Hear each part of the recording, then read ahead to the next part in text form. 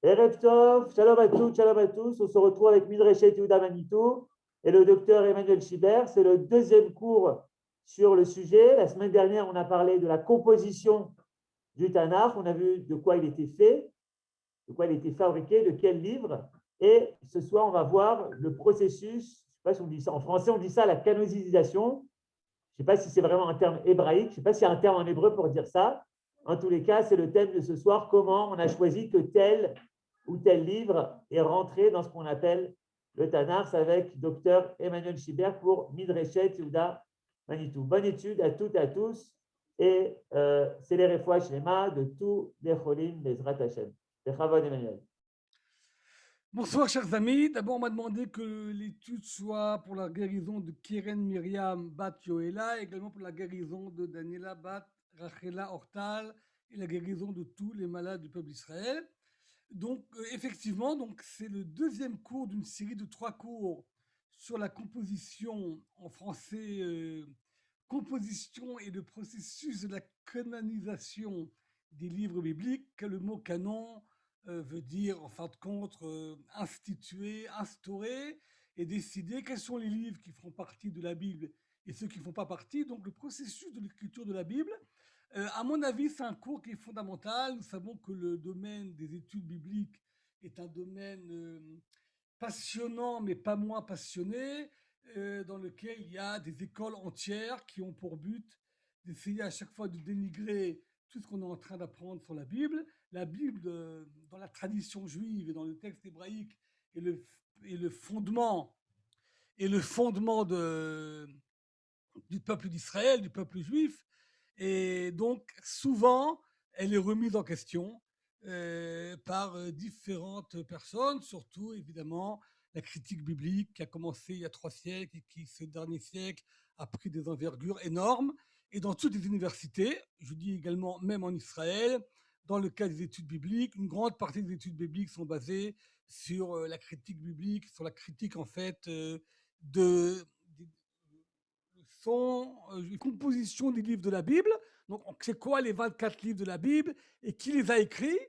Nous avons vu que une partie des livres ont été écrits par ce que la Talmud nous enseigne comme étant la grande assemblée, la Knesset Agdola, les membres de la grande assemblée. Et donc aujourd'hui, nous allons parler de cette institution qui s'appelle la grande assemblée, institution qui régit le début du second temple de Jérusalem et qui est une institution fondamentale, celle qui va baser tous les fondements du judaïsme tel que nous le connaissons aujourd'hui, la prière, la Bible, les livres.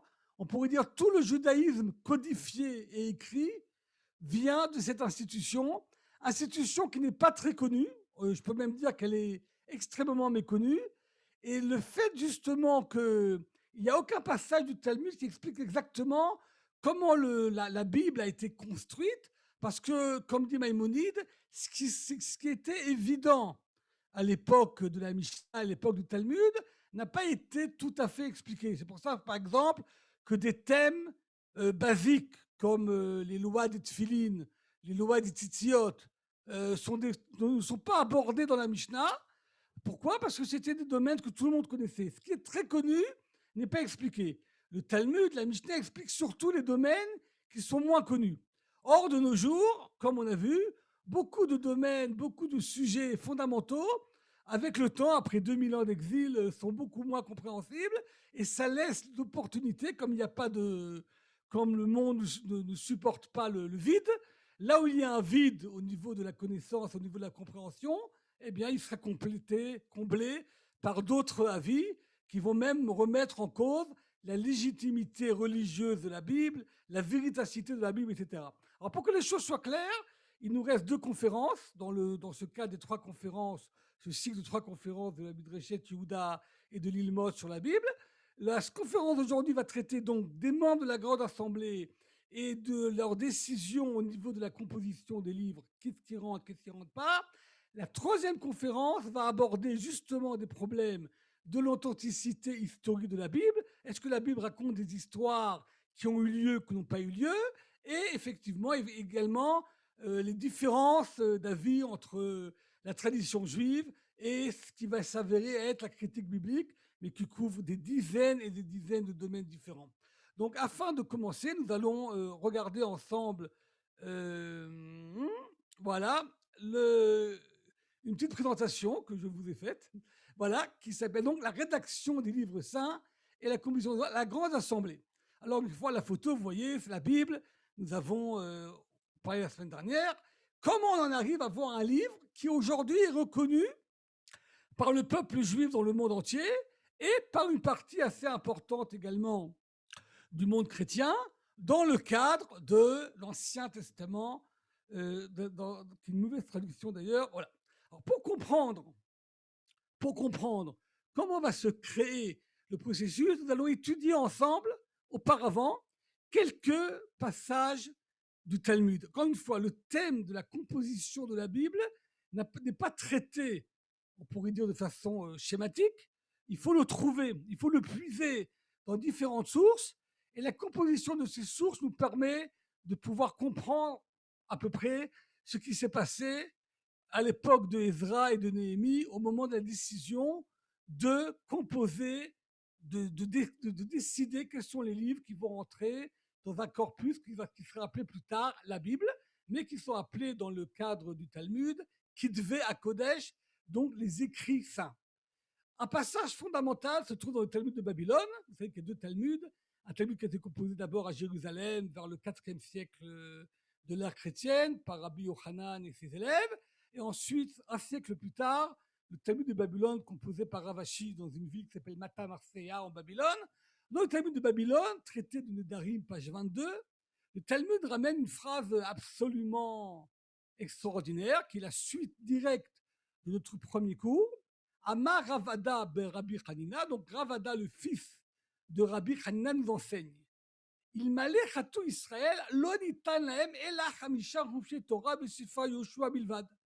Si le peuple juif n'aurait pas fauté lors de ce que nous connaissons être la période du premier temple, s'il n'y avait pas eu la destruction du premier temple, si le premier temple aurait continué à exister jusqu'à nos jours et n'aurait jamais été détruit, donc si le peuple d'Israël n'aurait pas fait autant de fautes graves telles qu'elles sont décrites dans la Bible, le peuple juif n'aurait reçu que les cinq livres de la Torah de Moshe Rabbeinu et le livre de Josué.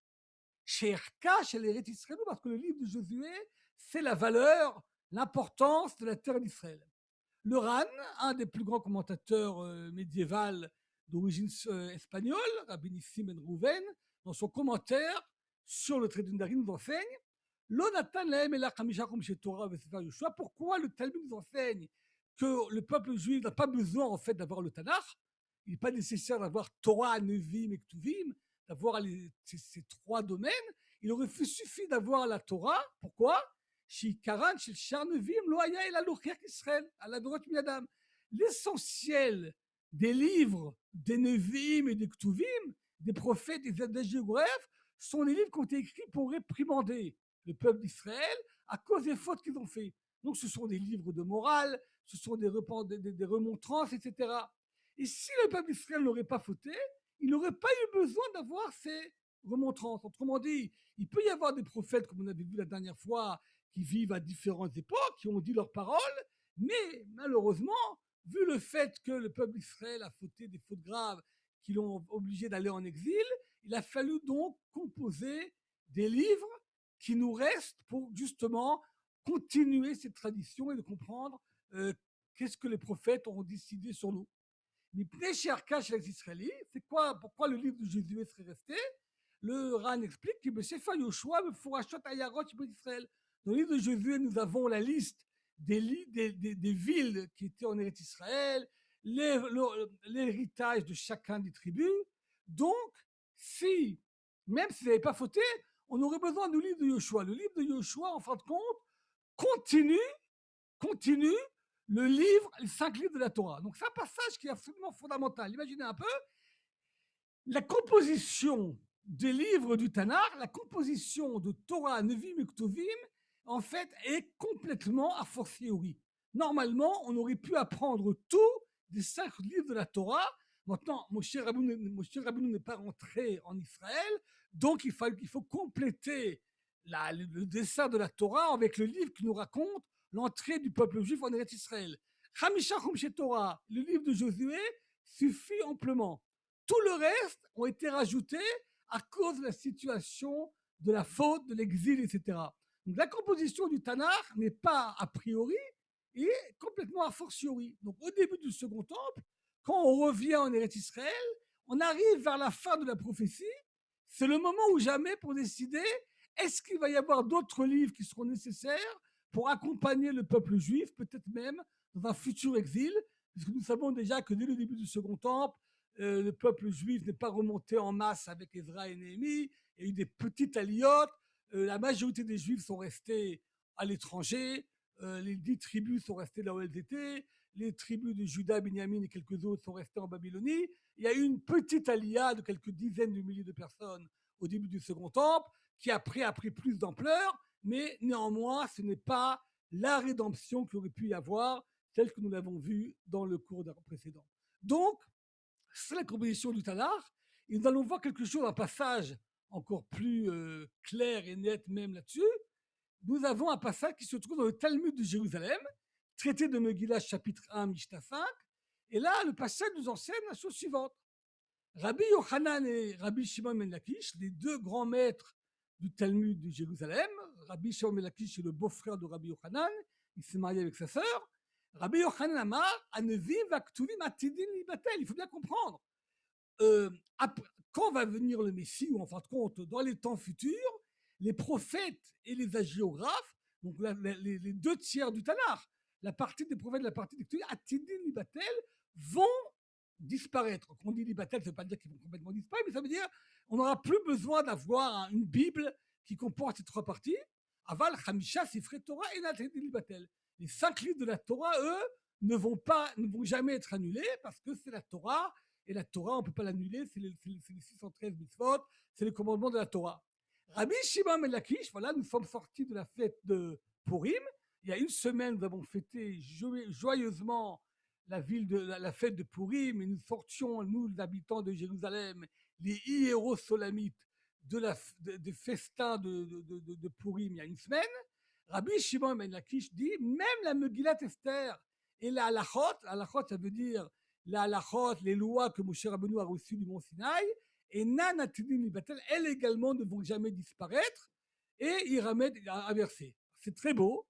Nous sommes dans un domaine, c'est une belle source talmudique, mais elle est tellement importante, elle est tellement fondamentale, que ce passage du Talmud de Jérusalem, qui nous dit donc effectivement, suite au passage du Talmud de Babylone, qui nous dit donc que l'écriture des Nevim et des Ktuvim a été faite suite aux fautes du peuple d'Israël. Donc, dit Rabbi Yochanan, effectivement, eh bien, quand la rédemption viendra, on n'aura plus besoin d'une partie importante du Tanakh. On peut se contenter des livres de Moshe Rabbeinu et également, dit Rabbi Shimon ben Lakish, du livre de Megillat Esther. Pourquoi Megillat Esther? On va voir à la fin de notre conférence que le domaine, la rédaction de la Megillat Esther n'est pas si facile que ça. Elle a été le fruit de longues négociations entre Mordechai et Esther et les membres de la Grande Assemblée. En tout cas, Maïmonide, dans les lois relatives à la lecture de la Megillat Esther, chapitre 2, loi 18, nous enseigne que tous les livres des prophètes et des hagiographes vont effectivement atteindre Libatel, Limot HaMashiach. Quand le Messie va venir, et le peuple d'Israël va, on pourrait dire, rectifier les fautes du passé et va se retrouver tous réunis, tous ensemble en Eretz Israël, il faut une chose doit être claire, chers amis. Je parle à tous ceux qui sont présents dans le monde entier. Comme il est marqué à la fin du chapitre 39 d'Ézéchiel, tout le peuple juif va revenir en Eretz Israël à l'époque du Messie. Et il faut bien comprendre, tout le monde va revenir. Normalement, il ne va pas rester un juif à l'étranger. Et regardez bien le dernier verset du chapitre 39 d'Ézéchiel. En tout cas, donc, si tout le peuple d'Israël revient en Eretz Israël, on n'a plus besoin de ce livre qui s'appelle le Tanakh. On peut revenir aux sources initiales qui sont la Torah et également Megillat Esther. Et la Megillat Esther dit Maïmonide, Kayemel que Chamisha Chumshe Torah ou Kalachot Shel Torah chez Baal Peh. Alors, elle a le même statut, elle a acquis le même statut que les 5 livres de la Torah, ainsi que les lois qui ont été données oralement à Moïse.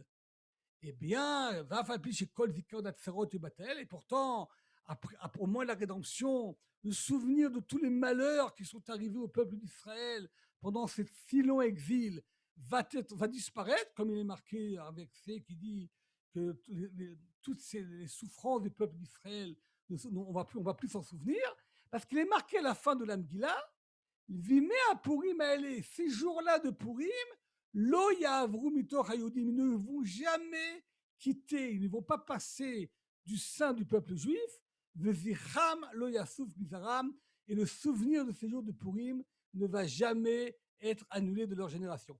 Autrement dit, Mordechai et Esther ont réussi à faire le tour de force, nous allons voir bientôt, à faire que le livre d'Esther non seulement va rentrer dans le cadre des hagiographes, dans le cadre des livres du Tanakh, mais en plus, le miracle de Purim, qui a été un danger d'extermination de quasiment la totalité du peuple juif, est un miracle tellement grand.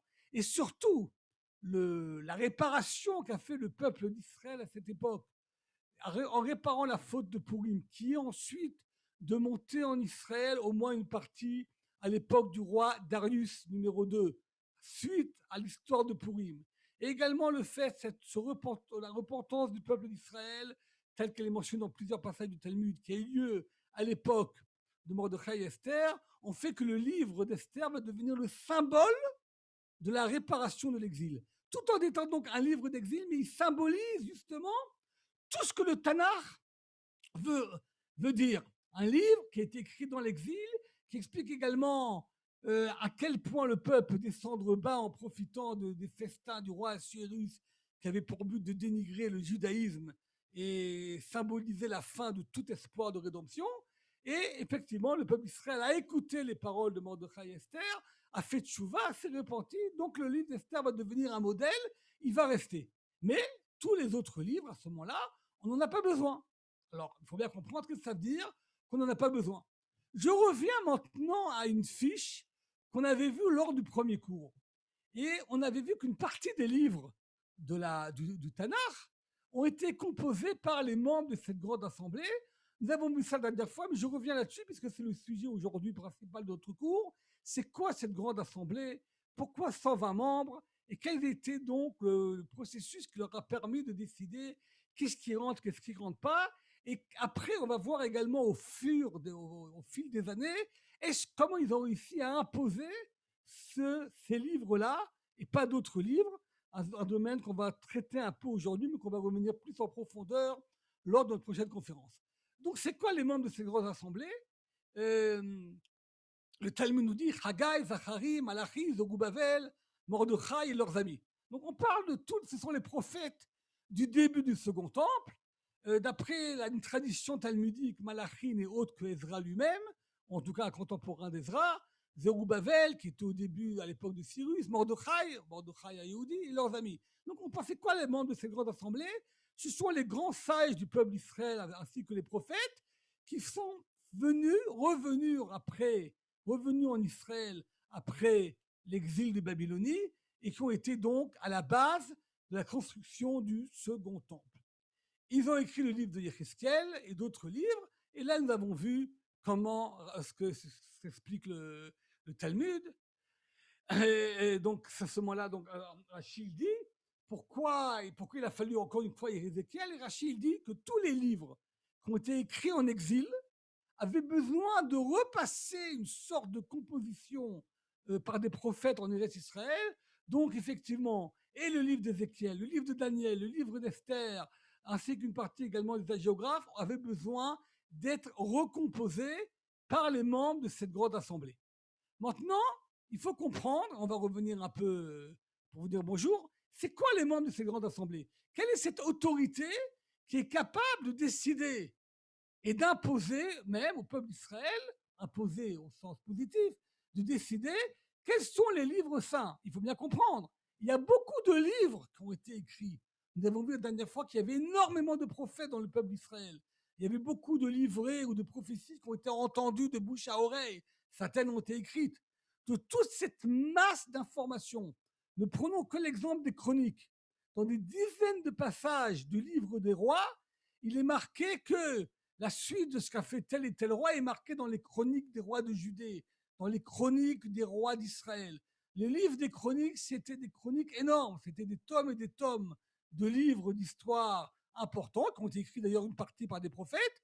Pourquoi Ezra et Néhémie ont décidé de faire entrer que ce que nous appelons aujourd'hui d'Ivrei Hayamim, les chroniques, qui est un résumé très succinct de toutes les chroniques qui existaient. Et surtout, faire force de loi. Vous écrivez un livre et imposez en disant ça, ce sont les livres saints. Donc il faut comprendre que les membres de cette grande assemblée, que nous allons après rentrer un peu plus en détail dans le cadre de notre conférence, c'est quoi cette grande assemblée, n'ont pas fait que composer le Tanakh. Le retour de Sion à l'époque du Second Temple est un retour qui est absolument fondamental parce que une partie importante du peuple juif n'est pas en Israël. Le Ezra et Néhémie, enfin les membres de ces grandes assemblées, ne voulaient pas créer une session au sein du peuple d'Israël. Une partie revient en Israël, revient peut-être et est entourée de grands chachamim, et une partie du peuple d'Israël est dispersée de par le monde. Rapidement, on arrive après à ce qui s'est passé dans toutes les autres religions. Quelques siècles après, vont se créer des courants qui n'arrivent plus à s'entendre l'un à l'autre. Regardez un peu ce qui se passe dans l'islam. 2 générations après Mohammed, il y a déjà une session totale qui aujourd'hui va donner les chiites, et après les sunnites, et plus tard les soirains. Il y a des dizaines, mais ils sont en guerre totale. C'est-à-dire, le monde islamiste, regardez ce qui se passe aujourd'hui entre les chiites et les sunnites, mais ce sont 2 divisions extrêmement anciennes du monde de l'islam. Nous avons également ça dans le monde chrétien, en parlant évidemment avec toute la répartition des différents courants du christianisme, et évidemment avec le début du protestantisme. Comment éviter que le peuple d'Israël, petit peuple dispersé, en état quasiment d'assimilation dans le monde entier, comme ça s'est passé au début de la Megillat Esther, comment ce peuple peut continuer à rester uni et avoir les mêmes fondements, du judaïsme, que ce soit un juif au Yémen, un juif perdu au bout du monde, ou que ce soit un juif en Pologne, que ce soit un juif plus tard en France, etc. Comment on peut arriver à faire ça? Pour cela, il y a différentes actions à entreprendre, et c'est le but principal des membres de cette grande assemblée, donc Anshek et Set Agdola, qui ont pour but justement d'essayer de codifier et d'instituer le judaïsme tel que nous le connaissons aujourd'hui. Alors, pour cela, nous allons reprendre un peu notre présentation, et nous allons étudier un passage extrêmement intéressant qui vient d'un traité qui n'est pas connu du grand public, qui s'appelle Abot de Rabbi Nathan. Nous connaissons les maximes de nos pères, la Masechet Avot, le traité de nos pères qui figure dans la Mishnah, mais il y a également des braïtot, d'autres passages équivalents un peu au sujet d'Avot. Rabbi Nathan, un des membres un des rabbins de la Mishnah, a écrit un traité à lui de Avot, plus important en quantité que la Masechet Avot, mais là, il va nous donner une information extrêmement cruciale concernant justement la composition du Tanakh. Encore une fois, comme je vous ai dit, nous avons un problème.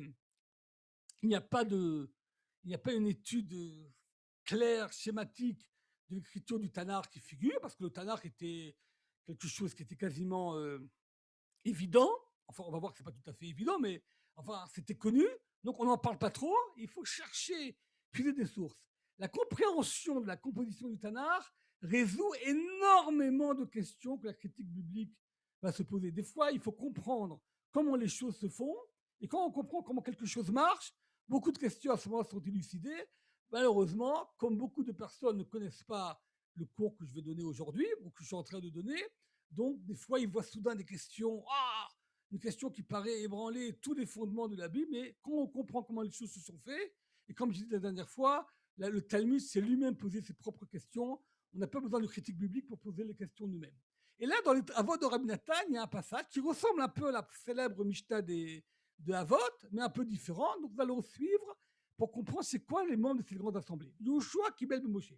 Josué a reçu la Torah de Moshe. Quand il y a entre parenthèses, j'ai enlevé les versets, etc., parce que nous n'avons pas le temps dans notre cours de lire toutes les sources. Mais regardons d'abord le process. Donc, Josué reçoit la Torah de Moshe Rabbeinu, de Moïse. Skenim Kilbo Yoshua, les anciens, ça veut dire les membres du tribunal rabbinique de Josué, les Chachamim, les sages ont reçu après l'enseignement que Josué a reçu de Moshe. Shoftim, les juges, ont reçu de Josué leur enseignement et après il y a eu des 300 ans de période de juges. Nevi'im Kiblu Mishoftim, bien qu'il y ait également des prophètes à l'époque des juges, mais les juges n'étaient pas uniquement des juges au niveau pouvoir, mais c'était également des gens qui enseignaient également la Torah, comme Dvorah et d'autres. Donc les prophètes qui étaient après les juges ont reçu l'enseignement des juges, et ensuite, Haggai, et quand on parle ici des prophètes, on parle donc des prophètes qui seront à l'époque du premier temple, après, jusqu'à la destruction du premier temple, et ensuite, Haggai, Zacharie et Malachi, les trois prophètes principaux dont nous avons des textes.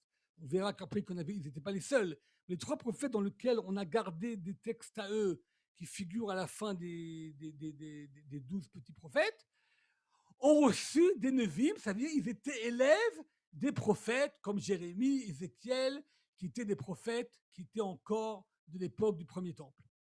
Anshek Knesset Agdola, Kiblu mi Haggai, Zacharia, Malachi, les membres de la grande assemblée ont reçu de Haggai, Zacharia, Malachi.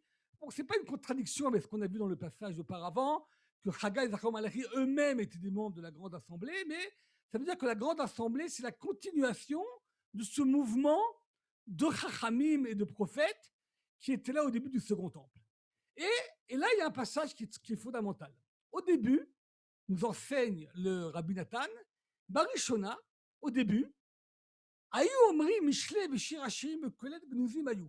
Ça veut dire, pendant une longue période, après le roi Salomon, il y a eu une tradition qui a voulu dire que les livres écrits par le roi Salomon, comme les Proverbes, le Cantique des Cantiques et les Ecclésiastes, Gnuzim Ayou. Ils auraient dû. Bon, Gnuzim, ça veut dire on peut les enterrer. Ce n'est pas des livres d'importance fondamentale. Ce n'est pas la peine de lire Shirachirim les veilles de Shabbat dans les synagogues Sfarad ou Kohelet dans les synagogues Ashkenaz à la fête de Sukkot. Pourquoi? Shemayu Omrim, Mashalot, Ve'enan Minaktuvim. Parce que la tradition était que, certes, le roi Salomon était un homme extrêmement intelligent, même l'homme le plus intelligent du monde, mais les livres qu'il a écrits sont des machalotes, sont des proverbes, sont des allégories. Enal Minaktuvim, ils ne méritent pas, en tout cas, ils n'ont pas l'importance de livres saints. On lit les proverbes, la plupart, 95% des proverbes, c'est des proverbes, c'est de la morale, c'est de l'éthique, etc. Shirachirim est un cantique magnifique, mais il n'y a pas une prophétie là-dedans. Le livre de l'Ecclésiaste, Kohelet également, c'est un livre de morale écrit par quelqu'un très intelligent, qui était roi, qui connaît tout ce qui se passe et qui raconte et qui fait l'analyse de la situation en disant quels sont les dangers de la richesse, etc. Bon, ok, c'est des livres très bien, ce sont des allégories, c'est des livres de morale, c'est des livres d'éthique, mais ce n'est pas des livres qui normalement devraient rentrer dans le corpus biblique. V'amdou veganzu otam. Et il dit, Rabbi Nathan, il a dit, j'ai aussi une tradition que pendant une période du premier temple, le peuple juif n'a pas du tout considéré ces livres-là comme les livres du roi Salomon, les proverbes, le cantique des cantiques et l'Ecclésiaste, comme étant des livres d'importance. Ganzu otam, ça veut dire on les a enterrés, ça veut dire ces livres-là n'étaient pas des livres fondamentaux dans la tradition juive.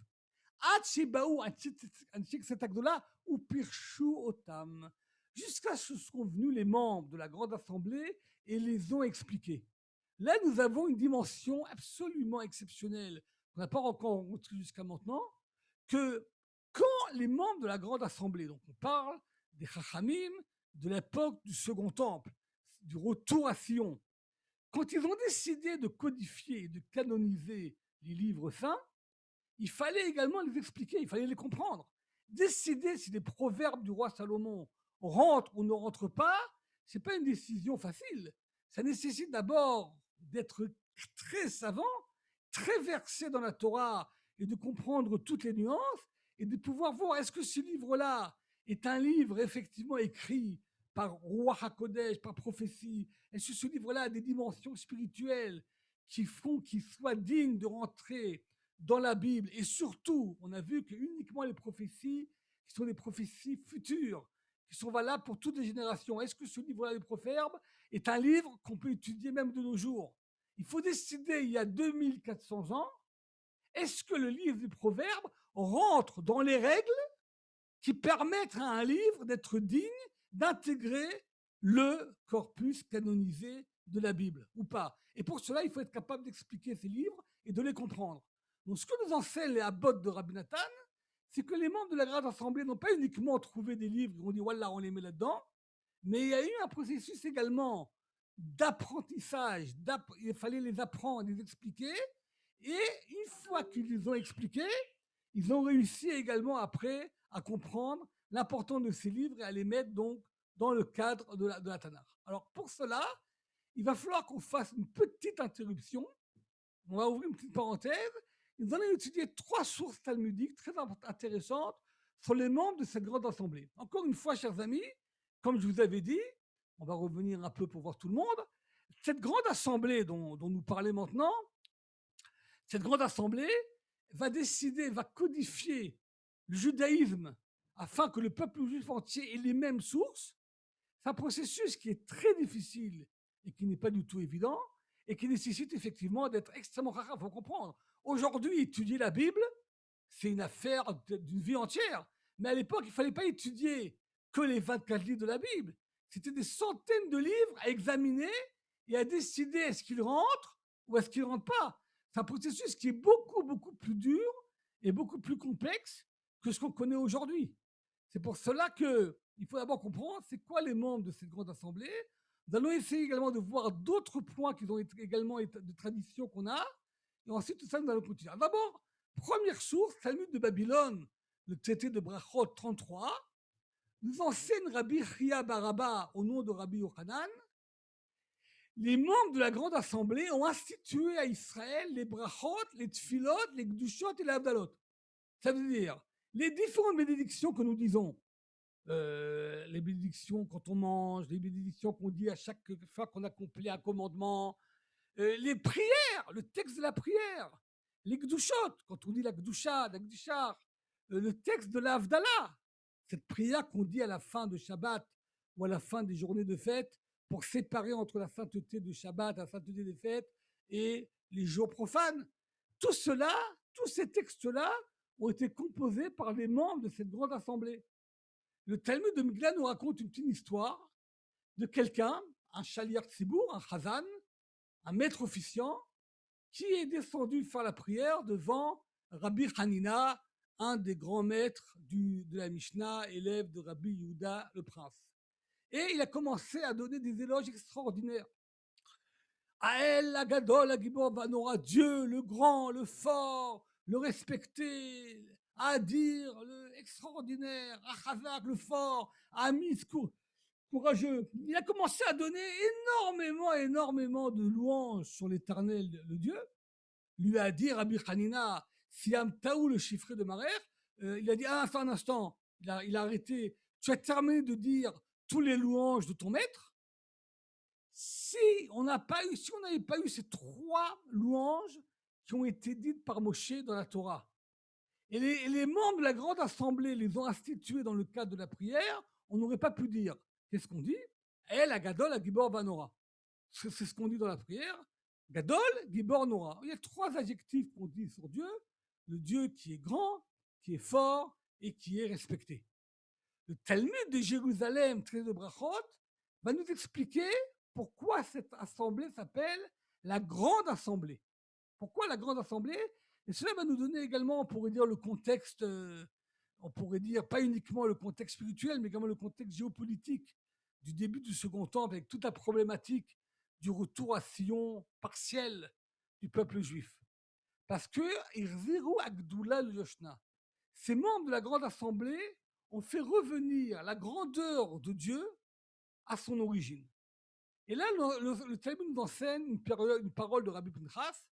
Moshe a institué de dire dans la prière, El Agadol Agibor Vanora, c'est la paracha de la semaine, paracha de Kitissa. Jérémie, quand il a vu la destruction du temple, a dit, El Agadol Agibor, le Dieu qui est grand et qui est fort. Mais il n'a pas dit le mot Dieu qui est craint. Pourquoi? Parce qu'il dit, on voit maintenant que la maison, le temple est détruit, Les goyim n'ont pas peur de Dieu. Donc c'est pour ça. Maintenant, ensuite, Daniel va dire en Babylonie, El Agadol Vanora, Dieu qui est grand et qui est respecté. Il n'a pas dit Gibor. Il dit pourquoi il n'a pas dit Gibor? Parce que le peuple juif maintenant est en danger. Il a été jeté dans le fossé des lions. Ses amis ont été jetés dans la fossé ardent. Il a dit où est la force de Dieu? C'est-à-dire, c'est pas que Dieu n'est pas fort, mais Dieu actuellement n'est pas en train de montrer toute sa force. Sont venus les membres de la grande assemblée et Néhémie dit à elle, à Gadol, à Gibor Benoît, il dit on ne peut pas rentrer dans les contes divins. On est en train de revenir, même si on est une petite partie du peuple juif, Dieu continue toujours à être grand, être fort, être craint. C'est à nous de tout faire pour respecter la providence divine. Donc en vérité, la grande assemblée, elle a reçu ce titre de grande assemblée parce qu'ils ont réussi à faire revenir la grandeur de l'Éternel avec ce retour à Sion. Maintenant, ce n'est pas uniquement le Tanakh qu'ils vont composer, mais comme on avait vu, le traité de Megillah nous enseigne au nom de Rabbi Yochanan, que 120 anciens, c'est une des deux sources où on voit le nombre de 120 membres de la Grande Assemblée. En 3 semaines, quand il va y avoir les élections, on va voter 120 membres de la Knesset, parce que la Knesset, c'est donc cette institution qui se calque sur le mode de cette Grande Assemblée, avec quelques petites différences au niveau personnel, on en reparlera une autre fois. Donc 120 restent anciens, ça veut dire 120 sages, et parmi eux également des prophètes, ont institué les 18 bénédictions, ce qu'on appelle la Hamida. Et Maïmonide, dans les lois des prières 1, va nous expliquer le processus, la décision des membres de la Grande Assemblée pour composer justement le Sidour de la Tfila. À l'époque du Premier Temple, le judaïsme est un judaïsme, on pourrait dire naturel. Si quelqu'un veut prier, il prie. Si quelqu'un veut offrir un sacrifice, il va au temple, il reçoit, il voit tout ce qui se passe au temple, il voit les prêtres, etc.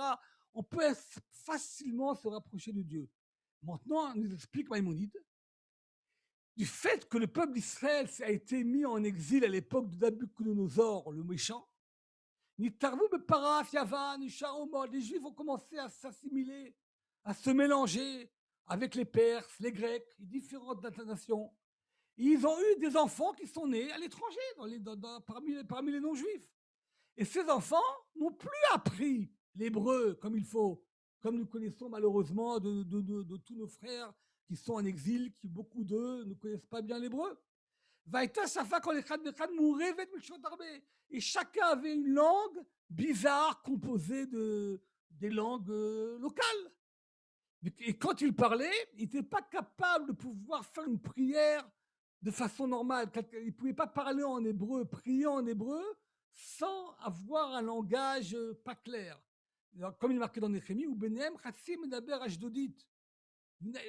Leurs enfants, ils parlaient une langue bizarre, ils n'étaient pas capables de parler Yehudit. Yehudit, ça veut dire l'hébreu. Ce qu'on appelle aujourd'hui ivrite, à l'époque du Tanakh, ça s'appelle Yehudit.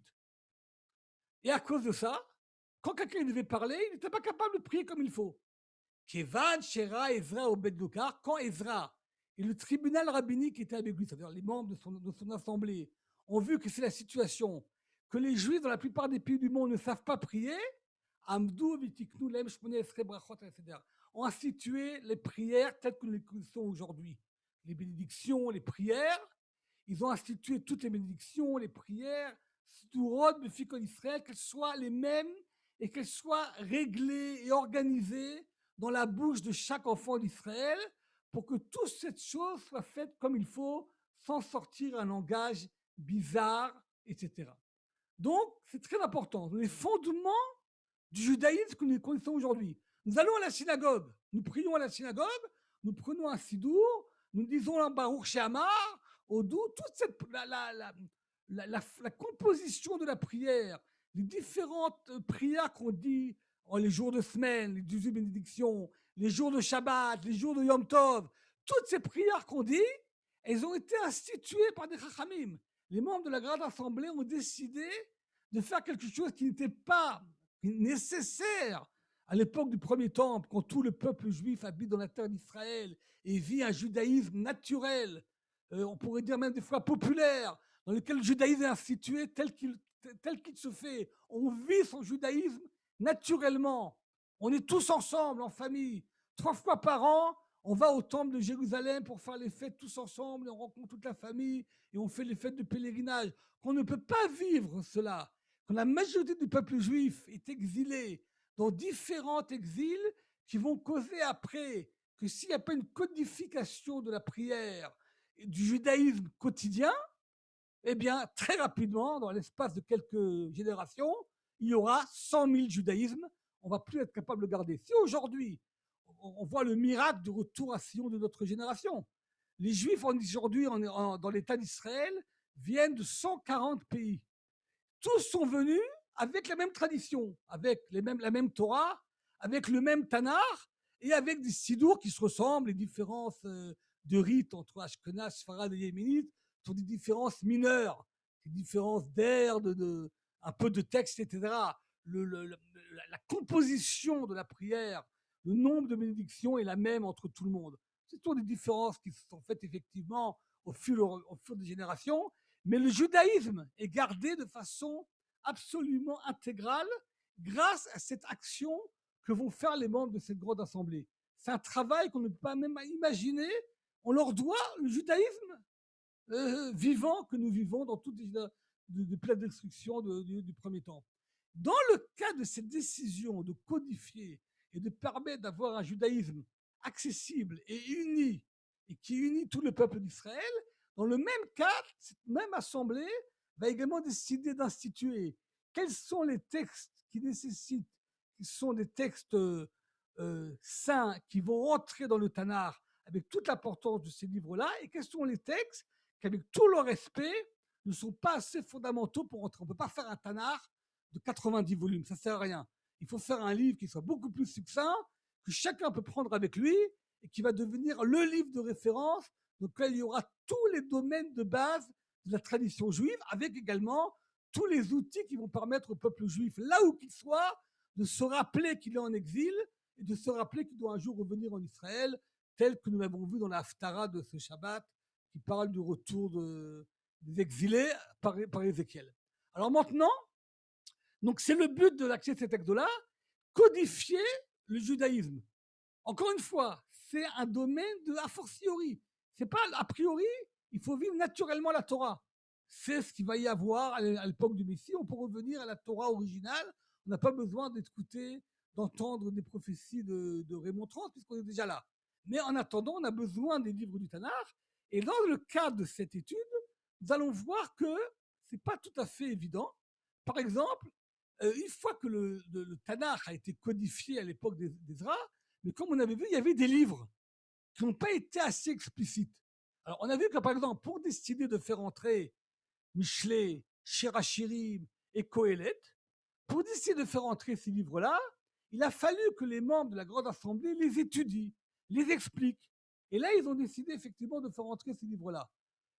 On va aborder maintenant un autre livre qui a été écrit par l'Ancien Setagdola, et néanmoins, on va voir que plusieurs années après la décision qu'ont pris les membres de la Grande Assemblée d'écrire ou de réécrire ou on pourrait dire de prendre les différentes prophéties d'Ézéchiel, d'en faire un livre, parce que Ézéchiel, ce n'est pas lui qui a écrit son livre. Le livre d'Ézéchiel sont les prophéties qui ont été codifiées, qui ont été instituées dans le livre d'Ézéchiel par les membres de la Grande Assemblée pour les raisons que nous avons vues auparavant. Donc, quand nous allons lire ça, nous allons voir un passage du Talmud de Babylone absolument extraordinaire, un passage qui nous raconte une histoire qui va se passer à la fin du Second Temple. On parle maintenant de 400 ans, 350 ans après la période de Ezra et de Néhémie, donc des centaines d'années après la décision, qu'est-ce qui rentre dans le Tanakh, qu'est-ce qui rentre pas dans le Tanakh, on va voir que le livre d'Ézéchiel a été remis en question. Le Talmud nous dit Amar Rav Yehuda Amarav. Bram Zachur Oto Aish Latov. Il y a un homme à qui nous devons énormément de reconnaissance. Il faut se rappeler de lui pour le bien. Cet homme s'appelle Hanania ben Chizkia. C'est comme ça qu'il s'appelle. Il n'est pas très connu. Il figure une fois dans la Mishnah, à la fin, justement dans le traité de Shabbat, à la fin du chapitre 1. C'est un homme tellement important qu'un jour, il y a eu une grande assemblée des membres de la maison de Shammai et d'Hillel chez lui à la maison. Ce Hanania ben Chazkia était un très très grand Talmid Chacham. Et s'il n'y avait pas eu un homme comme lui, il m'allait où s'il n'y avait pas eu un homme aussi important que Hanania ben Chazkia, Nignas Sefer Yechezkel. Les Chachamim de l'époque auraient décidé de l'ignos, ça veut dire d'enterrer le livre d'Ézéchiel. Shayut Varav Sotrim d'Ivret Torah.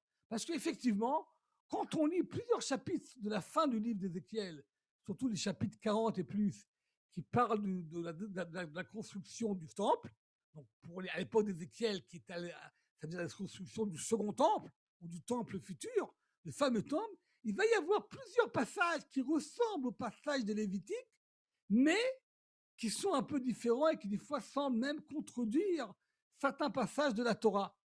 Donc, alors, on a un phénomène ici absolument exceptionnel. C'est-à-dire là, on a affaire, 350 ans après que Ezra et Néhémie décident de faire entrer, non seulement écrivent les livres d'Ézéchiel et le font entrer, mais avec le temps, on ne sait plus comprendre le livre d'Ézéchiel.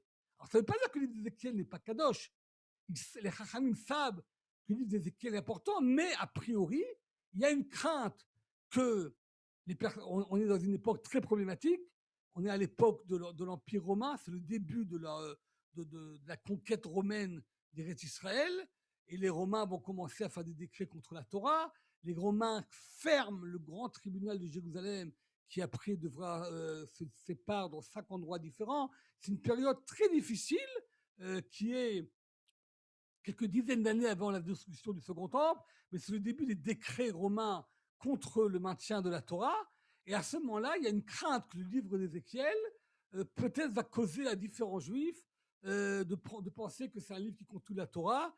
Et il y a une période maintenant de degré. Il faut bien comprendre que la tradition juive, le christianisme commence quelques dizaines d'années avant l'ère dite chrétienne. C'est un siècle auparavant. On ne va pas rentrer maintenant dans la datation du début du judaïsme, du christianisme. Le début du christianisme est un peu avant les dates du christianisme. Donc on parle quand même d'une période très problématique, et au niveau politique avec les Romains, au niveau religieux avec les premiers chrétiens. Et donc à ce moment-là, le livre d'Ézéchiel peut causer peut-être à certains juifs de s'éloigner de la Torah. Parce qu'ils vont dire, ce livre-là, il contient la Torah. Donc il y a une remise en cause de la Torah, telle que nous la connaissons également dans le christianisme. À ce moment-là, qu'est-ce qu'on a fait? On lui a amené 300 petits tonneaux d'huile. Il s'est assis pendant des années Baalia au premier étage de son appartement. Et Darshan, il a expliqué toutes les contradictions qu'il y a entre le livre d'Ézéchiel et la Torah. Il a montré que le livre d'Ézéchiel, on peut l'expliquer. Donc une fois que Hanania ben Chizkia va expliquer le livre d'Ézéchiel, on peut remettre le livre comme étant un livre officiel. Il y a un commentaire autour de ce livre qui permet de résoudre les contradictions. Les commentaires de Hanania ben Chizkia vont figurer dans plusieurs endroits disparates dans le Talmud. C'est-à-dire, il y a plusieurs passages talmudiques, Fahim, Kiddushin, d'autres traités, qui vont ramener des drachotes, qui vont donc ramener des versets d'Ézéchiel, en expliquant comment le verset d'Ézéchiel coïncide et correspond effectivement à ce que Moïse a dit dans la Torah. On ne peut pas contredire les paroles de la Torah. Et donc, par exemple, un traité, je ramène uniquement, on va lire ça en 1 minute, page dans le traité de Zvachim, page 18b, Ravashi va dire à Ravina, le Talmud ramène une explication et la source est Ézéchiel. Il dit, mais Ravashi, il dit, attends, mais jusqu'à ce que Ézéchiel arrive, à la fin, après la destruction du premier temple, et jusqu'à Ézéchiel, d'où on connaissait, comment on savait faire, comment quoi faire, à ce moment-là, elle dit, mais il y a des choses que nous connaissons être de la Torah de Moshe Rabbeinu, et pourtant que des choses qui ne sont pas explicites dans la Torah de Moshe, et Ézéchiel va nous enseigner. Et le Talmud arrive en disant, effectivement, il y a des halachot, il y a des lois, il y a des passages qui étaient des passages qui étaient transmis, qu'on appelle Gemara, qui étaient transmis oralement, qui ont été transmis oralement de génération en génération, et Ézéchiel les a écrits en tant que prophète dans son livre à lui, et c'est comme ça qu'on a gardé ces halachot. Autrement dit, il y a des halachot que peut-être qu'on aurait pu retrouver dans la Torah, mais elles ne sont pas assez explicites dans la Torah. Grâce à Ézéchiel, on peut les retrouver. Donc nous avons un passage absolument remarquable de cette Gemara, nous avons un passage donc d'un livre qui figure dans le corpus du Tanakh, mais à cause de la problématique, à cause d'un manque de commentaires de ce livre-là, il y a quasiment, il y a eu à un moment donné une remise en question de laisser le livre parce que ce livre peut prêter à confusion. Peut-être qu'il vaut mieux à ce moment-là l'enterrer et l'enlever. Et grâce à Hana ben Chizkiya ben Gourian, on a aujourd'hui le livre d'Ézéchiel. Sinon, eh bien, les Chachamim de cette époque auraient peut-être enlevé le livre de la rédaction du Tanakh. Regardons également un autre passage absolument très intéressant, lié également à la fête de Purim, les négociations d'Esther. Vous croyez que le rouleau d'Esther, avec toute son importance, c'était facile de le faire entrer? C'est un livre qui a été écrit en exil. Ok, il y a eu un décret contre tous les Juifs. Bon, malheureusement, nous le savons depuis, il n'y a pas eu que Haman, hein, il y a eu Amalek, il y a eu même à l'époque biblique du premier temple, il y a eu des situations très dangereuses pour le peuple d'Israël. Il y a eu le roi Sancheriv, le roi d'Assyrie, qui a terminé la conquête du royaume d'Israël, qui après lui-même est arrivé au port de Jérusalem. Isaïe ramène un miracle qu'en une nuit, 185 000 de ses soldats sont décédés soudainement, etc. Donc des grands miracles qu'il y a eu, qui sont marqués, etc. Il y a des miracles, il n'y a pas eu que l'histoire de la Megillah. Donc le Talmud, et ça c'est un passage, et dans le Talmud de Babylone, et dans le Talmud de Jérusalem, qui nous raconte des négociations, des grandes négociations qu'il va y avoir entre Esther et les Chachamim de la génération. Encore une fois, Esther, elle est coincée, c'est la femme du roi Achashverosh, et donc Esther, quand 18 ans plus tard, déjà à son époque, déjà à l'époque du Cyrus, il y a un premier retour, donc comment ça s'institue en Israël, il commence à y avoir l'institution qui va donner la Tcheset Agdola, et Esther, Shalchalem, Esther le Chachamim, qui va une Adorot. Esther envoie aux Chachamim la Megillat Esther en leur disant j'aimerais que Vaounador, instituez-moi, fixez-moi pour les générations à venir. Autrement dit, si maintenant la Megillat Esther ne va pas entrer dans la Bible, eh bien toute l'histoire qui s'est passée maintenant va être oubliée.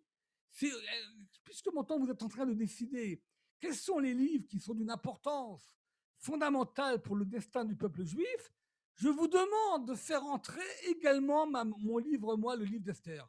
Shalchoula, Kinat, Moreret, Alun, Ben Omad, elle dit attendez, ton livre-là est terrible, avec tout le respect que nous avons. Il y a une guerre entre les Juifs et les Amalékites, et Aman, et le roi Assuérus n'est pas tellement génial dans la Megillah. Tu vas causer une jalousie, enfin un conflit entre nous et les nations. On a assez de problèmes comme ça, on est en train de revenir en Israël. Esther, on se calme. Kol hakavod, tous les respects pour ce que tu as fait, mais on va pas mettre ton livre dans les livres de la Bible. Shalchalem, elle a dit attends, je suis désolé, mon livre a déjà été institué dans les chroniques des rois de Perse et de Mède, donc il n'y a pas de problème. Et dans le Talmud de Jérusalem, le Talmud nous raconte un passage, les négociations de façon même un peu plus dure. C'est là-bas, c'est un passage au nom de Rabbi Yirmiya, au nom de Rabbi Shmuel, fils de Rabbi Tzrak. Il dit qu'est-ce qu'ils ont fait Mordechai et Esther? Ils ont écrit une lettre. À la fin de la Megillah, il y a plusieurs lettres qui sont envoyées. Il dit il y a une lettre qui a été envoyée, le rabotez-nous, à nos maîtres. Nos maîtres, c'est les membres de la Grande Assemblée qui sont en Israël. Ils leur ont dit voilà, nous maintenant, on aimerait instituer 2 jours de fête, le 14 et le 15 du mois d'Adar. Ok, vous êtes d'accord? La réponse, l'odayenu atzarot abot alenu l'achetem rotim osivenu otzaratushan a dit attendez, on a assez de problèmes. Déjà maintenant, vous êtes gentils, mais nous maintenant on est en train de revenir en Israël. On a des très gros problèmes avec les Samaritains et avec les délégués du roi, etc. On a assez de problèmes maintenant et vous voulez nous rajouter également l'histoire de Haman? Non, non. Réponse, vous êtes gentils, il n'y a pas de fête de Purim. Chazrou avec Kadvou la Migréché, ils leur ont envoyé une deuxième lettre. Alors, encore une fois, ils leur ont dit on vous demande quand même d'écrire, etc. Et en fin de compte, nous ramène le Talmud hiérosolamite que 85 Chachamim, et parmi eux, plus que 30 prophètes, ont dit qu'est-ce qu'on va faire? D'un côté, on voit effectivement comment Mordechai et Esther insistent, et d'un autre côté, c'est marqué qu'on ne peut pas rajouter des nouveaux commandements. Rajouter une fête qui n'est pas marquée dans la Torah à l'époque. Il n'y a pas encore Hanouka, on est à Purim. Et les Mitzvot Shasiva Hashem et Moshe, ce sont les lois que Dieu a ordonnées à Moïse. C'est comme ça que c'est marqué dans la Torah. On ne peut pas rajouter des lois par Mordechai et Esther. Et c'est marqué qu'en fin de compte, avec énormément, après beaucoup de négociations, Dieu leur a éclairé leurs yeux et ils ont trouvé des sources dans les différents livres de Torah, Nevi'im, Ketuvim, dans les livres qui ont déjà été codifiés pour expliquer qu'effectivement, on peut faire entrer le livre d'Esther. Donc, il faut bien comprendre, un processus comme le livre d'Esther n'est pas évident. On voit, le livre d'Esther nécessite, il a fallu insister et il a fallu qu'il soit des prophètes qui examinent le livre d'Esther et voient dans le livre d'Esther effectivement un livre digne de rentrer dans le Tanakh. Dernière question qui se pose, jusqu'à maintenant on a vu 2 chiffres très bizarres. On a vu dans le traité, dans le Talmud, on va revenir maintenant pour voir tous nos amis, on a vu dans le Talmud de Babylone 120 membres de la Grande Assemblée. Dans un autre passage, qu'on a vu maintenant dans le Talmud d'Hiérosolamite, on voit soudain qu'il y a eu 85 Rachamim qui ont décidé est-ce qu'on fait rentrer le livre d'Esther. Mais c'est quoi ces chiffres-là? 120, 85. Nous connaissons un seul chiffre au niveau de la composition du grand tribunal rabbinique suprême, la Cour suprême du peuple d'Israël. Il y a un seul chiffre. Si vous voulez m'envoyer en chat le chiffre là, j'ouvre le chat, vous avez absolument, je vous donne quand même 3 secondes pour écrire le livre. Qui connaît le chiffre sublime qui se figure dans la Torah et qui nous dit les membres, combien de membres doivent avoir le grand tribunal rabbinique? Même par micro, vous pouvez répondre par micro. Vous pouvez répondre par micro. Oh là là là là. 70. Bien. Evelyne Guez a reçu maintenant le grand prix de Midreshet Yehuda. Ah bah oui, voilà, 70. C'est à peu près exact, mais c'est pas tout à fait exact. C'est 71, mais c'est pas grave. Mais c'est pas mal. Vous êtes proche. Evelyne Kolakavod, effectivement, dans la paracha, non, 71. Là, on a 60, déjà, on est à 71, 72, ça marche pas. Hein. Je ne sais pas qui c'est tout le temps, mais désolé, c'est pas grave. En tout cas, donc je m'amuse. En tout cas, c'est effectivement dans la Torah, quand Moshe Rabbeinu, parachat Be'alotra, Moshe Rabbeinu souffre énormément, il dit à Kadosh Baruch Hu, j'en peux plus. Il a dit j'en peux plus, je fais tout pour le peuple d'Israël. Et à chaque fois, il y a des nouvelles histoires. On allait rentrer en Eretz Israël, il faut, oh là, j'abandonne. Dieu lui dit, bon, ok, tu as besoin d'être aidé, tu es tout seul, réuni. Alors, 72 n'est pas complètement faux, mais j'ai expliqué pourquoi Madame Sultan a marqué 72. Donc, effectivement, Moshe Rabbeinu a besoin d'être aidé. Dieu lui a dit, bah, c'est très facile. Tu choisis 6 personnes de chaque tribu, qui sont les meilleurs, les plus grands harim de chaque tribu. 6 fois 12 égale 72, mais il n'y en a que 70 qui sont avec toi. 2 ne passeront pas l'examen. Les 2 qui ne passent pas l'examen, c'est marrant d'ailleurs, on ne connaît pas le nom des 70 qui rentrent à l'intérieur, on connaît le nom des 2 récalés, Eldad et Medad, qui auraient pu, mais qui ne font pas. Donc il reste 70 membres qui vont devenir les membres du grand tribunal rabbinique, avec à la tête Moshe Rabbeinu, Birvono Batzmo. Donc un tribunal, la Cour suprême rabbinique, depuis l'époque de Moïse, a 71 membres. De génération en génération, nous explique Maïmonide et plusieurs passages du Talmud. Si un de ces membres va décéder, il sera remplacé.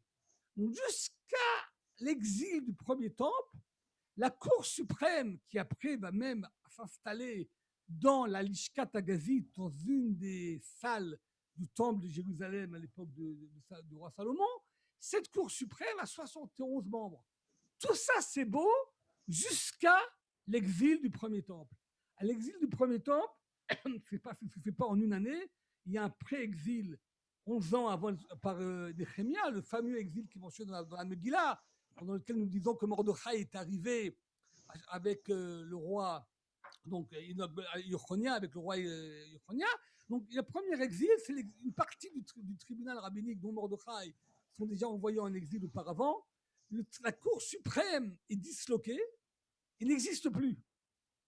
Au retour de Sion, avec Ezra et Néhémie, il faut réinstaurer la Cour suprême.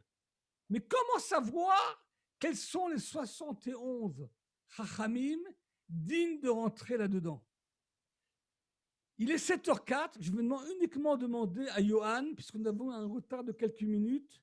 Johan de Lilmod, combien de minutes encore on a? Sinon, je remets ça la prochaine fois.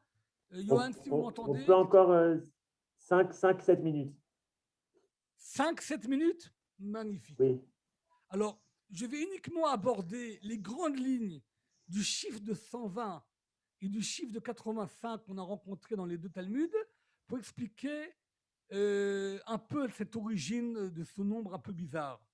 Ce que je vais vous dire, il y a très peu de sources qui parlent de ça, c'est une question fondamentale.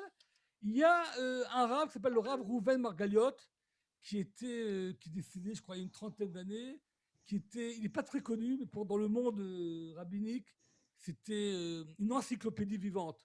Aujourd'hui, on a l'ordinateur, on a Google, mais Google, c'est light, parce que Google ramène 50 000 bêtises et une chose qui est bonne. Le Rav Rouven Margaliot, c'était un ordinateur ambulant. Je connais des gens qui le connaissaient. Il connaissait vraiment toute la Torah, tous les Talmuds, les Midrashim, le Zohar. Il a écrit des livres absolument exceptionnels. Il a écrit un livre qui s'appelle le Soda Mishnah Barichata, les fondements de la rédaction de la Mishnah. Et au début de ça, il explique c'est quoi l'Alchet cet acte-là. Il dit une explication très claire, très limpide pour ce chiffre-là. Il dit au retour du Sion, il faudra instaurer la Cour suprême de Jérusalem. Maintenant, on peut pas. Comment choisir les 71 plus Chachamim? On ne peut pas savoir. On sait les critères pour être membre du tribunal rabbinique.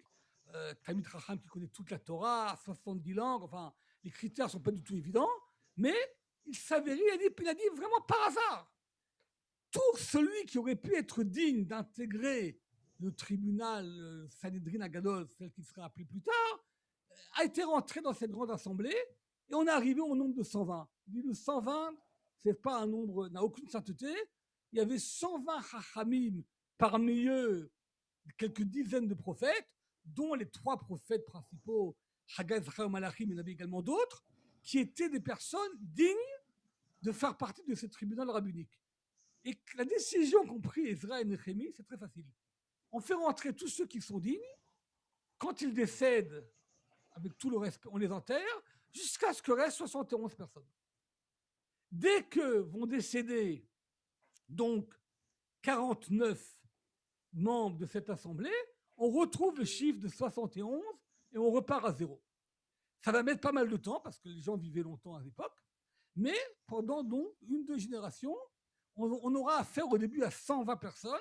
C'est la première cour rabbinique, c'est celle qui est mentionnée dans le Talmud de Babylone, mais quelques années plus tard, vont décéder une partie, et l'année où va être décidé, il va y avoir la rencontre cruciale pour décider est-ce que le livre d'Esther rentre ou pas, il n'y aura que 85 qui vont rester. Certains sont décédés au début parce qu'ils étaient déjà très âgés. Donc, quand il va la décision d'instituer le livre d'Esther, il reste 85 Chachamim. À la fin, il va en rester beaucoup moins. C'est ce qu'on appelle Shayarek et Setak Dola, ceux qui restent de la grande assemblée. Pourquoi ce chiffre-là est fondamental? Parce que tous les membres de la grande assemblée, tant qu'elle avait plus que 71 membres, cette grande assemblée a force de loi. Il va jamais y avoir une assemblée, un tribunal plus important en nombre et en sagesse que ce tribunal rabbinique de l'Alchet Agdola. C'est pour ça que pas uniquement le pouvoir, mais tout notre judaïsme qui a été institué par ces membres de l'Alchet Agdola a force de loi parce qu'effectivement c'est le tribunal rabbinique le plus important, le plus complet qu'on ne pourra pas trouver depuis l'époque donc de ce retour à Sion. C'est ce tribunal rabbinique dans lequel il y a plusieurs dizaines de prophètes qui va donc décider de la constitution des livres de la Bible, mais qui va également décider de la codification du Sidour, de la prière. Donc on pourrait dire que notre judaïsme, le judaïsme que nous connaissons, le judaïsme actuel, est un judaïsme qui est le fruit de cette grande assemblée. Ce qui est passionnant, on n'aura pas le temps de parler aujourd'hui, mais j'ai une conférence dans un autre endroit sur la recherche de 10 tribus, la réordination rabbinique à l'époque des élèves du Gaon de Vilna. Et donc, qu'est-ce qui se passe avec les Juifs qui, eux, les 10 tribus, qui, eux, n'ont pas reçu l'enseignement de cet acte-là, comme nos frères qui viennent d'Éthiopie ou du Yémen, enfin une partie du Yémen, pas les Yéménites. Il y a aujourd'hui des Juifs qui sont parmi les tribus des talibans, qui sont au bout du Pérou et qui vivent un judaïsme du premier temple. Ils vivent un judaïsme, ils ont les 5 livres de la Torah, ils n'ont pas le Tanakh. Ils n'ont pas le Tanakh, ils n'ont pas le Sidour qu'on a aujourd'hui de la Tfila. Ils ont des prières qui ont été composées tout à fait différentes des prières d'aujourd'hui.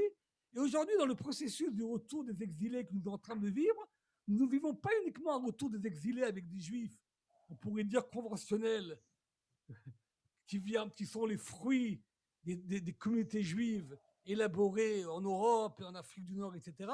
Nous avons également des millions de juifs descendants des 10 tribus qui vivent un judaïsme du premier temple, un judaïsme basé sur les 5 livres de la Torah, qui n'ont pas une partie de ces livres-là, mais qui font partie également aujourd'hui de ce processus de retour à Sion. C'est un domaine qui est très intéressant. Je termine maintenant la conférence. Si vous avez 2 minutes pour des questions en chat, la prochaine conférence, nous allons donc aborder les différences entre la conclusion de la tradition juive. Nous allons aborder le processus qu'ont établi les membres de la Grande Assemblée, les Chachamim après, pour instituer, pour faire que les livres du Tanakh ont force de loi dans le peuple d'Israël. Nous allons aborder donc le sujet de ce qu'on appelle les Sfarim Achitzonim, des livres qui peut-être auraient pu être dignes de rentrer dans le Tanakh, mais qui finalement ne vont pas rentrer. Et quel sera leur statut, ce qu'on appelle les livres Chitzonim. On va voir, et surtout également, on va essayer donc, suite à ça, à essayer de parler de certains points intéressants soulevés par la critique biblique et de voir comment tous les cours qu'on a donnés maintenant, et quand on comprend également le processus on pourrait dire du tri des livres qui a été fait entre ceux qui rentrent et ceux qui ne rentrent pas, comment cela résout les problèmes majeurs. Et également, on va parler, si on a le temps, des problèmes de datation et de l'authenticité des histoires de la Bible. Voilà, s'il y a des questions, 1 minute, et après, je laisse la parole. Daraba, merci beaucoup, Emmanuel. C'est le moment d'ouvrir vos micros. Questions, chers amis. Ah. Il n'y a pas de questions? S'il n'y a pas de questions et c'est clair, c'est magnifique. Voilà. Donc, Ici, il faut laisser les gens. pardon? Daniel, Robert. Daniel, moi je comprends pas pourquoi il n'y a pas eu une alia après Mordechai. Pardon? Je comprends pas, j'arrive pas à comprendre qu'après le Nes de Purim, quand ils étaient en Perse, Mordechai n'est pas monté en Israël. Alors, j'ai une bonne nouvelle pour vous. Mordechai est monté en Israël. Ah bon? Ah ben comment on le sait? Comment vous le savez? Parce que dans la liste des Olim qui est mentionnée dans le livre d'Ezra, est mentionné également Mordechai. À quel? Mordechai est mentionné dans le livre d'Ezra. Comment il est mentionné? Il est Mordechai à Yehudi? Non, Mordechai, on n'a pas besoin de dire à Yehudi. Quand il est en Babylonie, il faut dire à Yehudi. Quand on monte en Eretz Israël, on est tous juifs. Ah, d'accord. Alors, il est monté en Israël. Et il paraît que sa tombe se trouve encore en Babylone, enfin là. En Iran. Alors, en Iran. L'histoire des tombes des saints est un domaine très intéressant. Mordechai est monté. Esther, elle, non, parce qu'elle était la reine. Donc, donc l'histoire du tombeau de Mordechai et d'Esther est il n'y a aucune source réelle, on ne peut pas être sûr. Il y a des traditions ancêtres. Il paraît que Dash a détruit le tombeau de Jonas, mais Jonas, il est arrivé à Nineveh et il est retourné après en Israël. Il n'est pas resté tout le temps là-bas. Donc, les chances qu'ils soient enterrés à Mossoul sont très minces. Il y a des traditions qui se sont faites avec le temps, puisque nous savons que Jonas est arrivé à Mossoul. Alors, il y avait un mausolée au nom de Jonas. Ça ne veut pas dire qu'il est enterré là-bas. Et ainsi, énormément de tombes ne sont pas sûres. Aujourd'hui même, si on n'avait pas eu des traditions comme les tombes qu'on connaît aujourd'hui, comme des traditions qui ont été faites par des tzadikim qui ont eu des dévélations, etc., le Hari Akadosh qui a dévoilé certaines tombes en Galilée, les tombes qui n'ont pas été dévoilées, on n'aurait pas eu. Voilà. J'ai une question. Je trouve quand même, Johan, je trouve étonnant que Mordechai étant devenu le chef de tout le peuple juif en Israël, soit monté et que tous les juifs soient restés. C'est quand même étonnant. Je vais vous dire très franchement, dans notre génération à nous, au moment de la création de l'État d'Israël, après la Shoah, après tout ce qui s'est passé, il y a eu 600 000 juifs. Il n'y a eu que des rescapés des camps qui sont montés entre 1948 et 1951. Après la guerre des 6 jours, a été créé en 1968 le ministère de l'intégration, qui avant n'existait pas. Le gouvernement israélien était sûr, après la guerre des 6 jours, qu'il va y avoir une alia de millions de juifs. Bon, eh bien, il s'avère que l'attirance et quitter l'exil n'est pas facile, et les juifs ont du mal à quitter. C'est exactement la Haftara qu'on a lu ce Shabbat, Haftara de Para, la grande profanation du nom de Dieu qu'il y a. Le peuple d'Israël a du mal à quitter, il manque de conscience, mais le problème n'est pas nouveau, c'est un problème qui est très ancien. Depuis l'exil du premier temple, les juifs ont du mal à quitter l'exil, à revenir en Israël. Revenir en Israël, il faut être pionnier, il faut être courageux, il faut aller en avant. C'est pas évident. C'est pas évident. Voilà. Et donc, Non, mais mais c'est déjà au-delà du Tanakh. Voilà. Bon, écoutez, Merci 7h15 là. beaucoup. Mais il y a une conférence à 7h30, je pense que là, on va. Est-ce qu'il y a une Johan, dernière question? dernière Oui. question. Oui, monsieur Ouais. Baudil. Oui, Oui, monsieur Robert. j'ai appris que j'avais lu du moins que que la reine Esther Assuris était enterrée à Hamadan, dans la ville d'Hamadan qui se trouve dans le sud de l'Iran. Oui, c'est ce que j'ai dit maintenant. C'est une tradition de juifs iraniens, mais en tout cas, Mordechai est arrivé en Israël, ça on le sait. Il figure dans la liste des Olim avec Ezra. Est-ce qu'il est revenu pour voir la famille est décédée là-bas? Peut-être. Mais en tout cas, c'est pas des tombes. J'ai dit toute histoire des tombes de saints juifs, comme toutes les histoires de tombes de saints, est toujours une histoire problématique, surtout les histoires des tombes bibliques, etc. Il n'y a pas de preuves véritables, donc c'est difficile à savoir si c'est vraiment leur tombe ou pas. Il y a également un endroit en Iran où c'est marqué que c'est la tombe de Daniel. Il y a une discussion entre est-ce que Daniel a fait son alia ou pas, on ne sait pas. Il y a plusieurs avis dans le Talmud, donc il y a toutes ces tombes-là, on ne sait pas. Mais c'est le journal L'Arche qui l'a annoncé. J'avais lu sur le journal L'Arche, il y a plusieurs années. Non, Et j'ai eu affaire à des Iraniens, des non-juifs, qui m'ont raconté que la reine Esther était enterrée là-bas. oui, mais les Iraniens sont très gentils, ils peuvent le dire jusqu'à demain. Est-ce que c'est vrai ou pas? Qu'il y ait une tradition iranienne, qui y a un tombeau il y a également une tradition avec le tombeau d'Ézéchiel. Il y a plusieurs traditions en Iran de tombeaux de saints juifs, mais encore une fois, ce sont des traditions qui datent d'il y a très longtemps et dans lesquelles on n'a pas de preuves tangibles si c'est vrai ou pas. En tout cas, en tout cas, que Esther est enterrée là-bas en Iran, oui, parce qu'elle est restée là-bas. Mordechai, il semble que non. Mais en tout cas, ce n'est pas fondamental au niveau de ce qu'on a dit. Voilà. En tout cas, je vous remercie infiniment. Et donc, dans Merci le beaucoup. prochain cours, nous allons aborder la conclusion de tout ce passage. Et nous allons aborder donc les problèmes des livres qui ne sont pas rentrés dans la Bible. Super, Toda Rabbi Emmanuel. On se retrouve très prochainement. On continue dans 10 minutes avec le Rav Shuraki